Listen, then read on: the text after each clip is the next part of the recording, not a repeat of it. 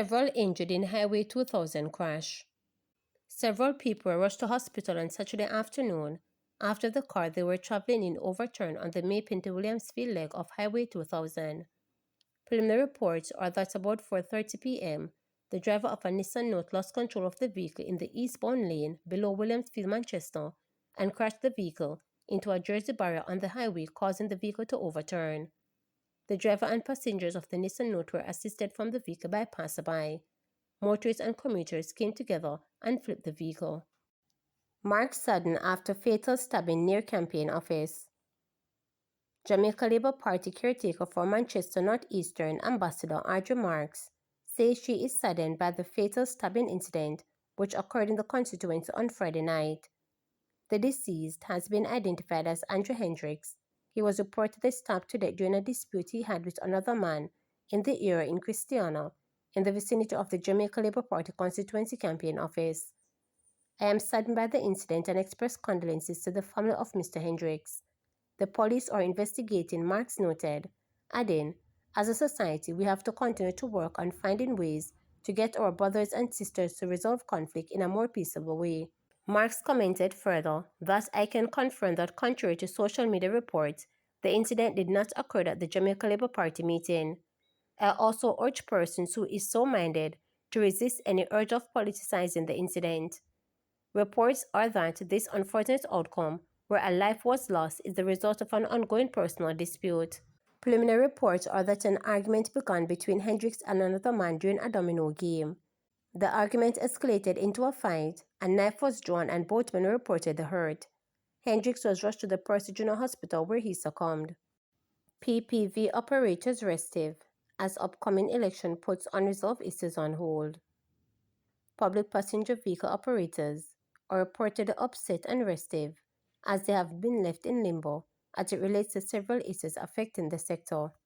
This as they have been put in a wait-and-see mode on if or when the issue will be addressed because of the upcoming general election. The taxi and tour bus operators met with Prime Minister Dr. Andrew Holness and Transport Minister Darrell Voss on Thursday. In a social media post, Dr. Holness said he has great respect for taxi operators as well as very good understanding of the taxi business. He said the meeting with representatives of various taxi associations afforded an opportunity to discuss their concerns and share the government's plan for the sector. President of the Transport Operators Development Sustainable Services Studs, Hector Newman, noted that while the issues were ventilated at the meeting, the operators were not convinced that any action would be taken now to resolve them. This as they were given the impression that any effort at resolution is pending the outcome of the September 3rd election. Newman said among the issues, the need to be settled is the outstanding fare increase. Another issue is the planned island-wide rollout of the Jamaica Urban Transit Company buses. Newman pointed out that the tour bus operators have expressed concern about their chartered service earning being eroded by the JUTC. The issue of the fare increase was a hot topic, and of course, we are yet to know what is the plans of the government to give us that 16% balance of fare adjustment. It's unfortunate that at this time we cannot say whether or not we will be receiving that 16%.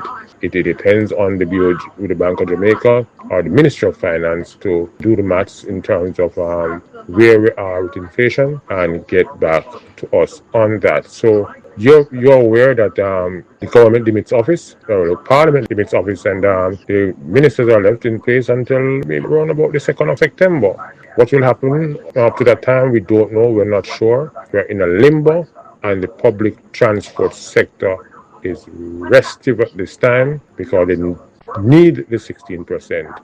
And the government, the Prime Minister and the Minister of Transport is unable to say when we'll be getting that 16%. We are concerned about the number of JUTC buses being placed all across the island. The Minister and the Prime Minister speak to it, but we are still in limbo because the JUTC buses will be deployed across the island. And I think the Prime Minister has asked the Minister to look more seriously on that and work with the transport sector in the various parishes to ensure the best deployment of those JUTC buses. The players in the tourism sector and transportation, the Juta Jacob Maxi people are very, very concerned because the JUTC bus is eating the shoes from their feet in terms of the contract carriage situation where they always do charters. Now the JUTC is providing less cost for charters. And of course the Juta Maxi Jacob people are very concerned about that. The meeting discussed a number of things, but we are yet to wonder where we go from here. You deserve better than 0%, Robinson tell teachers. Opposition spokesman on finance Julian Robinson has told Jamaican teachers they deserve better than 0%, a day after their union walked out of a wage negotiation with the Ministry of Finance. Robinson was speaking at the People's National Party meeting at Crossroads St. Andrew on Saturday night. The government has said that they are offering 0%, 0% in the first year. 0% is an insult to our public sector workers. We have looked at the budget, and we know and we will do better for you because you deserve better than 0%, Robinson stated. The government initially offered the teachers a 4-year deal with no salary increase in the first year and 3 years 2.5% for the following 3 years. It was rejected by the teachers who insisted that they would not be signing a 4-year deal. The government removed 1 year and brought it to 3, but maintained no increase in the first year at 2.5% for the other 2 years. Robinson on Saturday night told the crowd of thousands of workers' union and their representatives would have access to him and his ministry and would not have to walk out on them. The People's National Party will treat you with dignity and respect. You won't need to threaten strike action to get a meeting with me. You won't need to become restive just to ensure that your voice can be heard, he stated. The Jamaica Teachers Association JTA has given the government a deadline of midnight tonight to present a substantially improved salary offer.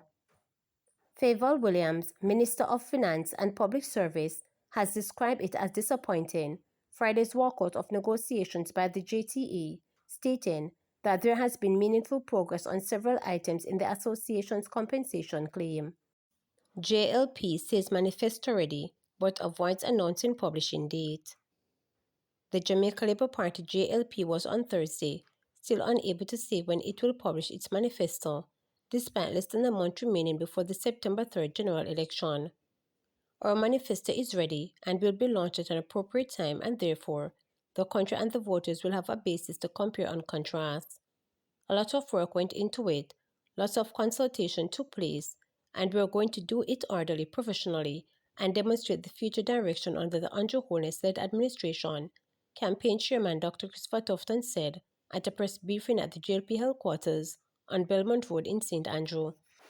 We do notice that the People's National Party rolled out a document it has termed its manifesto, and we want to spend a little time today to comment on aspects of that document, Tufton noted. This organization is not pursuing the strategy that the PNP is pursuing. It is their right. They can do whatever they want.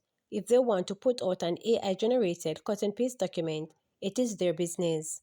For me, it is an insult to the people of Jamaica and the intelligence of the people of Jamaica. Our people naturally know what we have done, but some have to be reminded. This issue of timing is based on our approach.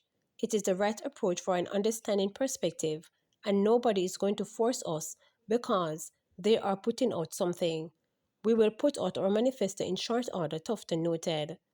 Asked if the JLP is focusing its campaign on specific seats, Tufton said to reporters that the party will field 63 candidates who are all worthy of becoming members of parliament. We are prepared, therefore, not to count out anyone or any of our candidates. At this point, we are not prepared to say we are getting 35, 40, or 50 seats. Our position is to field our candidates and to work hard with them to ensure they do their best and that the party is re-elected, he noted. Every constituency, including mine, comes with particular challenges. I won by over 4,000 votes the last time. One may argue that maybe you are comfortable. I don't look at it that way. I look at it as not being complacent, not taking the people for granted and doing the work, Tufton noted. To subscribe, like, share, and click the notification bell for daily updates.